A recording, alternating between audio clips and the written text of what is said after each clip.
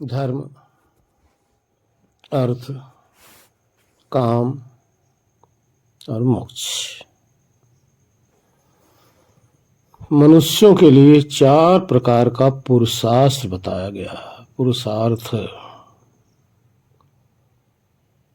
यानी पुरुष का अर्थ होता है इस देह में रहने वाला चेतन।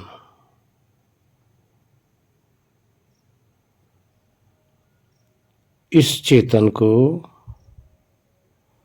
4 प्रकार से प्रयत्न करते रहना है। 4 चीज की अभिलाषा इसको होना चाहिए। चारों के प्रति जिज्ञासा बनी रहे। धर्म पहला है। धर्म का अर्थ है धार्मिक बनना। धार्मिक क्या है? धर्म उसे कहते हैं जो जड़ और चेतन को धारण कर रखा है, जड़ को भी और चेतन को भी, जो धारण किया हुआ है उसके अनुरूप चलना। जो उसके अनुरूप चलता है उसको धार्मिक कहते हैं। अब ये प्राणी धार्मिक है।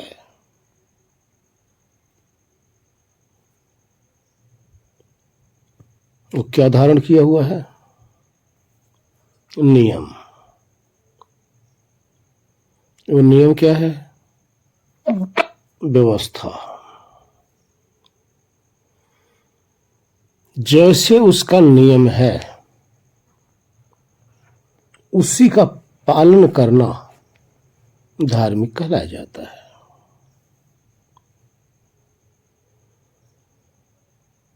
किसी को मन, वचन, कर्म से किसी भी प्रकार से हानि पहुंचा देना ये अधर्म है। किसी को हानि न पहुंचे बल्कि आपके द्वारा किसी को सुख पहुंचे। ध्यान रखना, ये जड़ के लिए नहीं है, ये चेतन के लिए है। किसी भी चेतन को हमारे आपके द्वारा अगर कष्ट हो रहा है तो उस समय हम धार्मिक न होकर अधर्मी हैं, यानी धर्म के विपरीत चल रहे हैं, इसलिए अधर्मी हैं।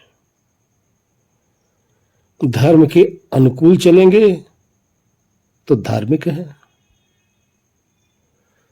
किसी भी प्रकार से किसी भी चेतन मात्र को, चींटी से लेकर हाथी तक, मनुष्यों तक, सब जितने भी देह के अंदर चेतन है उनको कष्ट नहीं देना। अब ये कष्ट कितने प्रकार से होता है, कैसे कैसे कष्ट दिया जाता है? एक कष्ट दिया जाता है, अधर्म किया जाता है,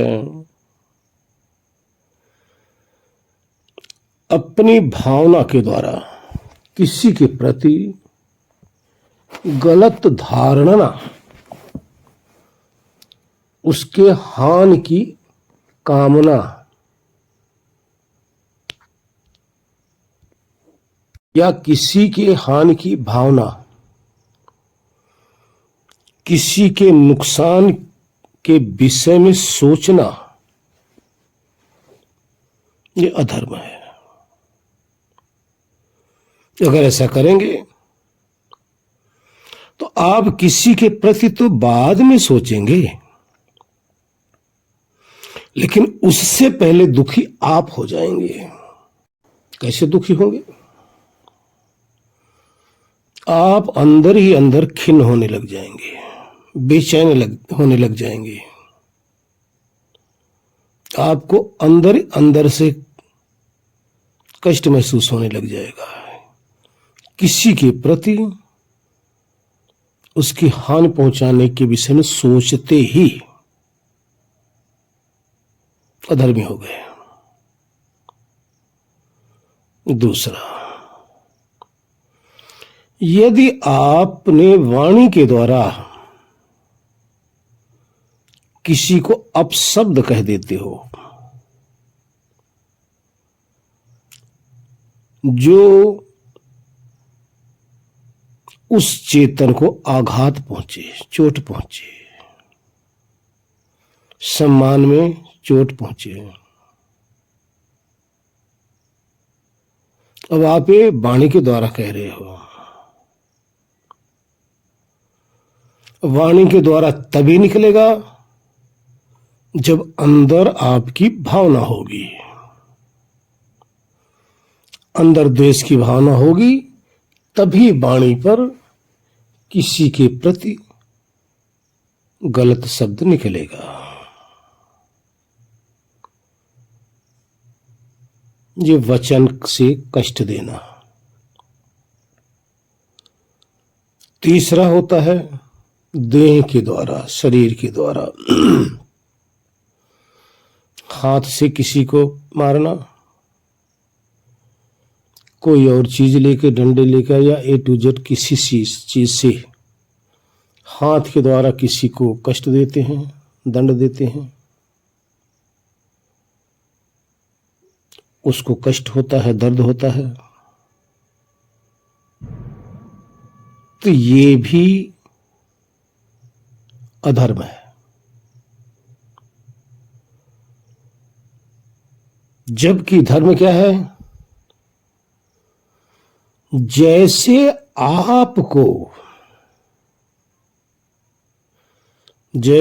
आपके प्रति कोई गलत व्यवहार करे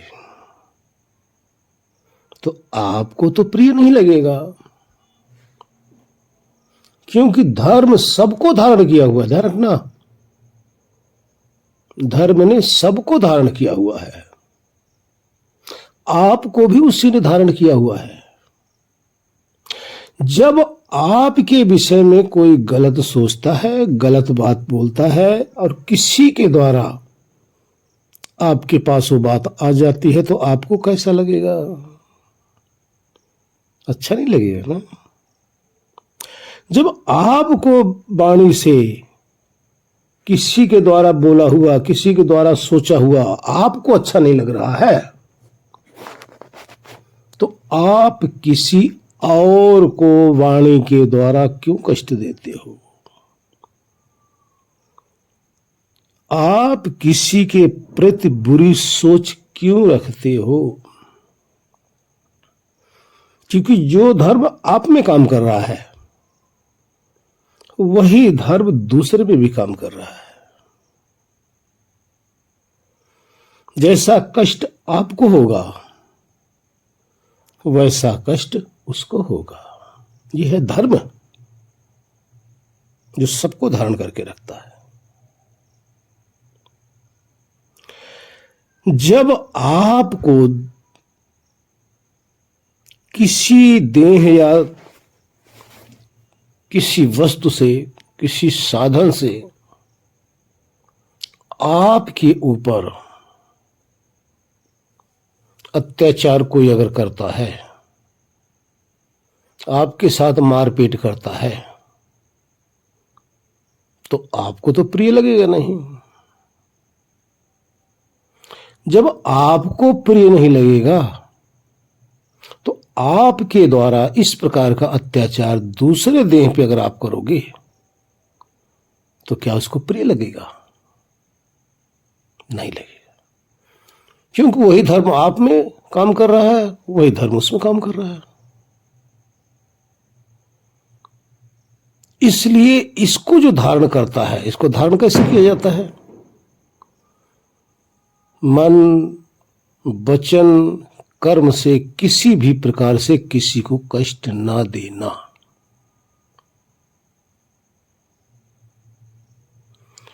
अगर किसी भी इन तीनों प्रकार से अगर आप कष्ट दे रहे हैं, तो आप धार्मिक नहीं, अधर्मी हैं। यहां आप पाप के भागी हैं, यहां आप पाप कर रहे हैं।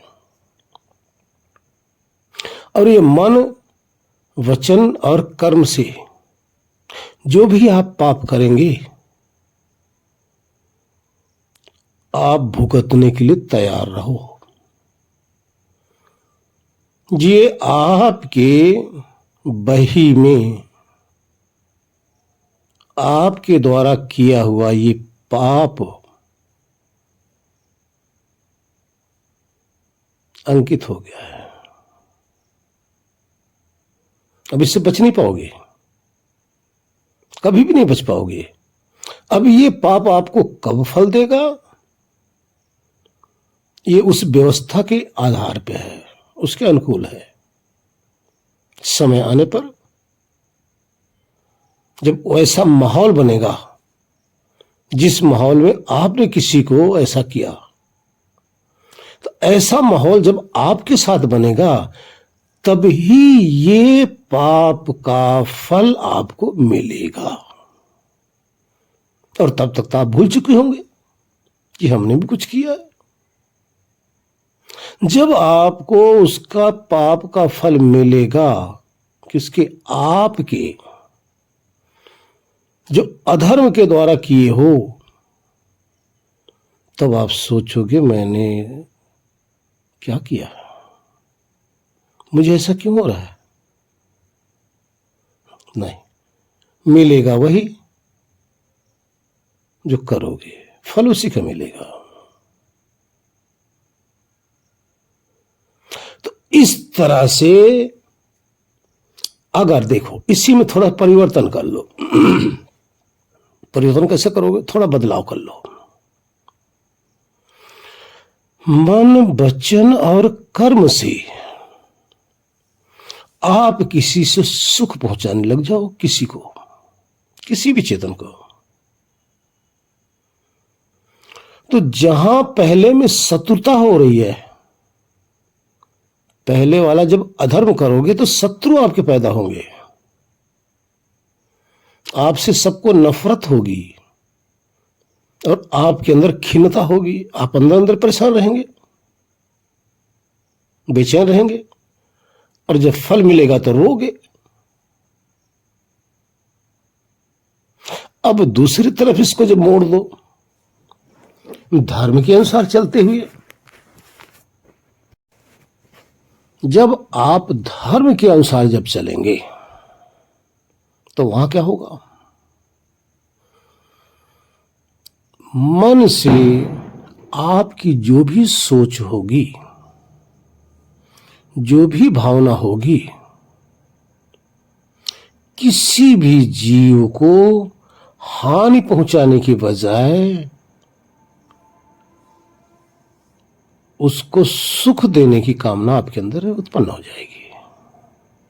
क्योंकि द्वेष नहीं, जहां द्वेष है वहां अधर्म है। अब यहां आपके पास क्या है? यहां सुख पहुंचाने की कामना। ध्यान रखना, एक राग होता है, एक धर्म होता है। यहां आप धार्मिक बन रहे हैं, और वो जो चेतन है, एनीवे कोई भी हो, आपका सगा संबंधी से मतलब नहीं है, सिर्फ चेतन से मतलब है। कीट पतंग, कीड़े मकोड़े, कुत्ते बिल्ली, कोई भी आया, पशु, आपने किसी को भी तन से, मन से, धन से उसका सत्कार करके उसको कुछ जो भी आपसे बन पड़ा उसको दे दिया। जब आपने उसको दे दिया तो ध्यान रखो, जिस समय आप दे रहे होंगे अंदर से हर्षित हो रहे होंगे, और पहले में दुखी हो रहे थे। देते समय, किसी का उपकार करते समय आप अंदर से हर्षित हो रहे हो, खुश हो रहे हो। आप भी खुश, और जिसको दे रहे हो वो भी खुश हो रहा है, प्रसन्न हो रहा है, वो आपको दुआएं दे रहा, आशीर्वाद दे रहा। जहां भी जाएगा आपसे एक बार मिलकर कहेगा बहुत भला आदमी है, बहुत अच्छा आदमी है। तो आप यहां भले में आपकी गिनती होगी, क्योंकि भला कार्य कर रहे हो ना, धर्म के अनुसार चल रहे हो, तो इसलिए आप धार्मिकता का काम करोगे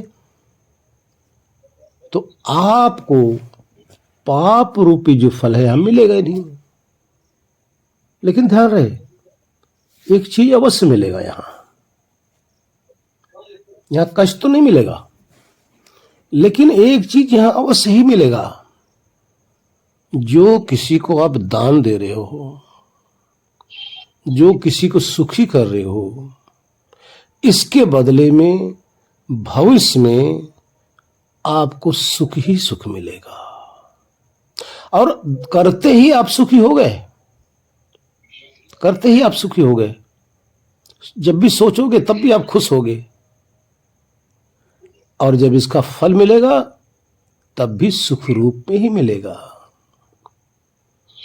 ये है मास्टर जी धर्म। और देखिए जी गुरुदेव, इसी अनुसार धार्मिक होकर तब आगे क्या करना है, अर्थ कमाना है। चारों एक संग लगे हुए हैं, एक दूसरे के पूरक हैं। ऐसा नहीं कि अलग अलग है, नहीं, एक दूसरे के पूरक हैं। अब आगे आइए, अर्थ। अर्थ किसे कहते हैं? धन को। अर्थ मतलब धन। धन को कमाना पड़ेगा। कैसे कमाओगे? धार्मिक होकर धन कमाइए। किसके लिए? अपने लिए भी कमाइए, अपने परिवार के लिए भी कमाइए, लेकिन ध्यान ये भी रहे साथ में कि साईं इतना दीजिए जामे कुटुंब समाए, मैं भी भूखा ना रहूं और साधु न भूखा जाए। यानी अपने इस धर्म के अनुसार धन तो कमाइए, लेकिन इस धन से भी किसी का उपकार कीजिए, तभी आपका अर्थ आपके काम शुभ जगह, अच्छी जगह आएगा। अगर आपने कमाया बहुत, अर्थ बहुत कमाया, लेकिन धर्म में लगाया ही नहीं, किसी का उपकार किया ही नहीं, तो ये भी आपके खाते में नहीं जुड़ेगा। क्योंकि जिस धन को आप कमा रहे हो, कहां लगा रहे हो? अपने लिए या अपने परिवार के लिए या ऐशो आराम में? अपने अपने परिवार के लिए और ऐशो आराम में अगर लगा रहे हो तो राग है भाई, ये राग है। ये राग और बढ़ता चला जाएगा। आपके मन के अंदर शुद्धता नहीं आनी पाएगी, मन शुद्ध नहीं हो पाएगा, रागित रहेगा हमेशा। कमाओ किसके लिए? भोजन के लिए। आपके अंदर तनिक भी उपकार की भावना नहीं रही, इसलिए धर्म हो गया, ये अर्थ हो गया। अब आगे है गया काम। काम का अर्थ है कामना, जिज्ञासा बनी रहे जीवन भर। आपकी ये कामना बन रहे कि आप धन कमाते रहो, शरीर की रक्षा भी करो, परिवार की रक्षा भी करो, और आत्माओं का भी कल्याण करो। जीने की भी तमन्ना बनी रहे। ऐसा नहीं कि जीने की तमन्ना ना रह जाए। और जीने की तमन्ना क्यों रखना है? उसका आगे है, उसको कहते हैं मोक्ष। विचार करो, जो आपकी कामना है ना, धन कमाने की, परिवार पालने की, परोपकार कमाने की। किस लिए है? क्यों ये सब करोगे? कोई तो रीजन होगा ना। क्यों जीना चाहते हो? क्यों परिवार को पालना चाहते हो? इन सब का कारण है मोक्ष। मोक्ष क्या है? अपने को और इस देह को अलग अलग अनुभव करने लग जाना। अनुभव करके जो हम असंग हैं, यानी चेतन असंग है इस देह के अंदर, उसको असंग अनुभव कर लेना। पहले देह में से स्वयं को अनुभव कर लेना असंग करके, फिर जिसने ये सारी व्यवस्था बनाई हुई है उसके संग अपने आप को जोड़ देना, यह है मोक्ष। इसके लिए आपको जीना है, खाने पीने के लिए नहीं। खाने पीने और कपड़े पहनने, घर मकान बनाने, या पुत्र पुत्री पैदा करने, या स्त्री पुरुष का साथ करने के लिए, संसार के भोग के लिए ही नहीं आपकी देह मिली है। आपकी देह इस योग के लिए मिली है, और ये योग के द्वारा मोक्ष की प्राप्ति होनी है। योग के द्वारा मोक्ष को प्राप्त कर लो। मोक्ष प्राप्त कर लोगे तो आपका ये जीवन सफल हो जाएगा। इस तरह से धर्म, अर्थ, काम और मोक्ष ये एक दूसरे के पूरक हैं। इस तरह से जो भी धार्मिक प्राणी चलता है, बहुत ही जल्द, देर नहीं लगनी है, बहुत ही जल्द, बहुत इजी, वो मोक्ष को प्राप्त हो जाएगा। क्योंकि मोक्ष में सबसे बड़ी बाधा सबसे बड़ी बाधा क्या है? धार्मिक ना होना, धर्म के अनुसार ना चलना। देखो कितने धार्मिक ऐसे हैं, कहने के लिए धार्मिक है, मन के अंदर कितना द्वेष है। ये उचित नहीं है। मन के अंदर से द्वेष गया नहीं कि आप देखो प्रसन्नचित्त बैठे रहोगे, सदा प्रसन्न रहोगे। प्रसन्नता तो आपके घर में रखी हुई है, आपके अंदर पड़ी हुई है। इस प्रसन्नता को आप लुटाते क्यों हैं? अधर्मी होकर। अधर्मी हुए नहीं कि प्रसन्नता आपकी गई। प्रसन्न वही रहता है जो धर्मी है, दुखी वही होता है जो अधर्मी है, और भोगता भी वही है जो अधर्मी है। संसार का सारा सुख जो भोगता है वो तो धर्मी ही है, क्योंकि उसके अंदर कामना ही नहीं किसी को कष्ट देने की। तो पाप तो मिल ही नहीं सकता, कष्ट भी नहीं मिल सकता। जब पाप करेगा ही नहीं तो कष्ट काहेगा, दुख काहेगा? वो तो शुभ ही शुभ कर रहा है, तो इसलिए उसको सुख मिलेगा। इस तरह से मास्टर जी साधक को चाहिए, ये अपनी इस तरह से अगर चले, धर्म, अर्थ, काम और मोक्ष, और इसी चार की पूर्ति के लिए ही परमात्मा ने सबको जीवन देते हैं।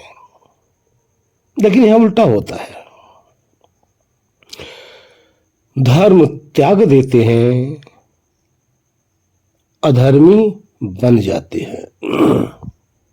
धर्म को त्याग दिए, अधर्मी बन गए। अब अधर्मी बन के धर्म कमाते हैं। धन तो कमाते हैं, लेकिन अधर्मी बनकर। जब अधर्मी बन के धन कमाएंगे तो वो जो धन आएगा वो अधर्म का है ना, धर्म का तो धन है नहीं। अब ऐसा धन जब आएगा तो शरीर में रोग व्याधि, परिवार खिन्न परेशान, सब दुखी रहेंगे। और इसका फल क्या मिलेगा? दुख। यहां तो मिलेगा ही मिलेगा, यहां तो भोगना ही पड़ेगा, लेकिन इस शरीर त्यागने के बाद में भी मिलेगा, बचेगा नहीं। लेकिन जो धार्मिक है, जो धर्म के अनुसार चल रहा है, यहां तो सुखी रहेगा ही रहेगा, और देह त्यागने के बाद में सदा के लिए ब्रह्मलोक में जाकर, ईश्वर को लोक में जाकर, ईश्वर के संग रहकर सदा के लिए आनंदित रहेगा। दोनों का फल ये है। धर्मी सदा के लिए आनंदित हो जाएगा और अधर्मी सदा के लिए दुखी भी हो जाएगा।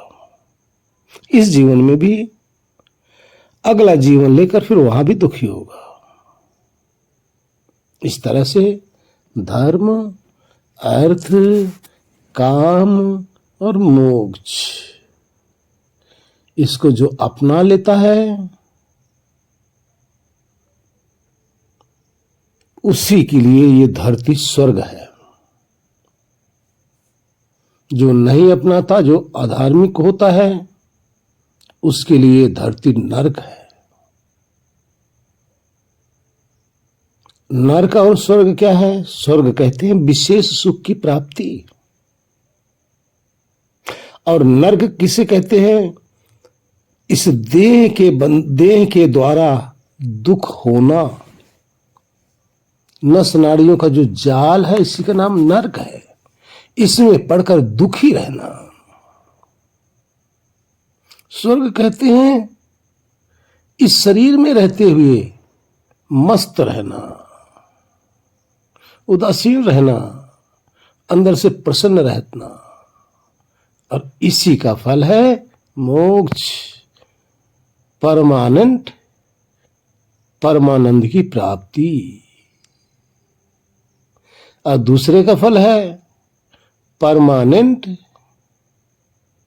दुख की प्राप्ति, सदा के लिए होता रहेगा। हरिओम। ओम शांति शांति शांति। ओम। संतो दृष्टि पड़ी सो माया, हो संतो दृष्टि पड़े सो माया, हो संतो दृष्टि पड़े सो माया। वह तो अचल अलेख एक है, ज्ञान दृष्टि में आया। वह तो अलख अलेख एक है, ज्ञान दृष्टि में आया। सतगुरु दिए बताए आप में, है माही सत सोई। सतगुरु दिए बताए आप में, है माही सत सोई। अरे दूजा कीर्तम थाप लिया है, मुक्त कौन विधि होई। दूजा कीर्तम थाप लिया है, मुक्त कौन विधि होई। संतो दृष्टि पड़े सो माया, वह तो अचल अलेख एक है, ज्ञान दृष्टि में आया। संतो दृष्टि पड़े सो माया। काया छाई त्रिगुण तत्व की, बिन से कहवा जाई। जल तरंग जल ही से उपजै फिर जल माहि समाई। जल तरंग जल ही सो उपजे फिर जल माहि समाई। कि संतो दृष्टि पड़े सो माया। वह तो अचल अलेख एक है ज्ञान दृष्टि में आया। कि संतो दृष्टि पड़े सो माया। ऐसी देह सदा गति सब की हरदम कोई उच्चारे। आपे भयो नाम धरि न्यारा माया देखी विचारे। ऐसी देह सदा गति सब की हरदम कोई उचारे। आपे भयो नाम धरि न्यारा माया देख विचारे। कि संतो दृष्टि पड़े सो माया। वह तो अचल अलेख एक है ज्ञान दृष्टि में आया। संतो दृष्टि पड़े सो माया। आप रहे समाय समुझ में ना कहूँ जाय न आवे। ऐसी दशा समुझ परे जब पूजे काह पुजावे। आप रहे समाय समुझ में ना कहूँ जाय न आवे। ऐसी दशा समुझ पड़े जब पूजे काह पूजावे। कि संतो दृष्टि पड़े सो माया। वह तो अचल अलेख एक है ज्ञान दृष्टि में आया। संतो दृष्टि पड़े सो माया। धरे न ध्यान करे न जप तप राम रहीम न गावे। धरे न ध्यान करे न जप तप राम रहीम न गावे। और तीर्थ भरत सकलो भ्रम छोड़ो सुन दौर न जावे। तीर्थ भरत सकलो भ्रम छोड़ो सुन दौर न जावे। कि संतो दृष्टि पड़े सो माया। वह तो अचल अलेख एक है ज्ञान दृष्टि में आया। कि संतो दृष्टि पड़े सो माया। जोग जुगत से अंदर बैठो आप अपन को सूझे। जोग जुगत से अंतर बैठो आप अपन को सूझे। कह कबीर कोई संत जो हरि जो या समझो बूझे। कह कबीर कोई संत जो हरि जो या समझे बूझे। कि संतो दृष्टि पड़े सो माया। वह तो अचल अलेख एक है ज्ञान दृष्टि में आया। कि संतो दृष्टि पड़े सो माया। हो संतो दृष्टि पड़े सो माया। हो दृष्टि पड़े सो माया।